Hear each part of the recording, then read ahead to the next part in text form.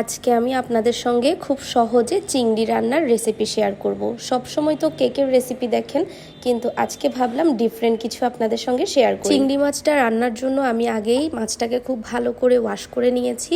এখন আমি হাঁড়িতে কিছুটা তেল দিয়ে দিয়েছি, আর এখানে আমি অল্প করে পেঁয়াজ দিয়েছি। পেঁয়াজটা আসলে একটু বেশি করেই দেওয়ার চেষ্টা করবেন। এখন আমি এর মধ্যে পেঁয়াজ দেওয়ার পরে আদা রসুন বাটা দিলাম, মরিচের গুঁড়া দিলাম, হলুদ গুঁড়ো দিলাম, আর স্বাদ মতো লবণ দিয়ে দিয়েছি। এগুলোকে খুব ভালো করে নাড়াচাড়া করে মশলাটাকে খুব ভালো করে কষিয়ে নিতে হবে। মশলাটা যেন পোড়া লেগে না যায়, তাই সামান্য একটু করে পানি দিয়ে দিই। আর এখন মশলাটাকে খুব ভালো করে কষিয়ে নিব। আপনার রান্নাটা তখনই অনেক বেশি সুস্বাদু হবে যখন আপনি মশলাটাকে অনেকক্ষণ ধরে কষাবেন। মানে মশলাটা যত সময় ধরে কষাবেন আপনার রান্নার স্বাদ তত বেশি বেড়ে যাবে। আমি এখানে সামান্য একটু করে সয়া সসও দিয়ে দিয়েছি। দেখতেই পেয়েছেন আমি কিন্তু অনেকক্ষণ ধরে মশলাটাকে কষিয়ে নিয়েছি।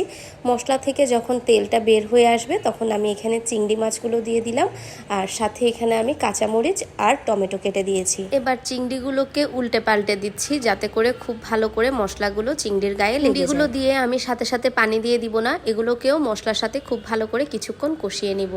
অনেকক্ষণ কষিয়ে নেওয়ার পর চিংড়িগুলো যখন ভাজা ভাজা হয়ে আসবে তখন আমি এতে অল্প করে পানি দিয়ে দিচ্ছি। ঝোলটা আসলে নিজেদের পছন্দ মতন, আপনি যতটুকু পরিমাণ ঝোল খেতে পছন্দ করেন ততটুকু দিলেই হবে। আমি একটু মাখা মাখা পছন্দ করি চিংড়িটা রান্না করতে, তাই আমি অল্প করে পানি দিয়েছি। রান্নাটা হয়ে এলে সব শেষে আমি এখানে কিছু ধনেপাতা কুচি দিয়ে দিচ্ছি। আর এটা অপশনাল, ধনেপাতা দিতে মন চাইলে দিবেন, না মন চাইলে না দিলেও হবে।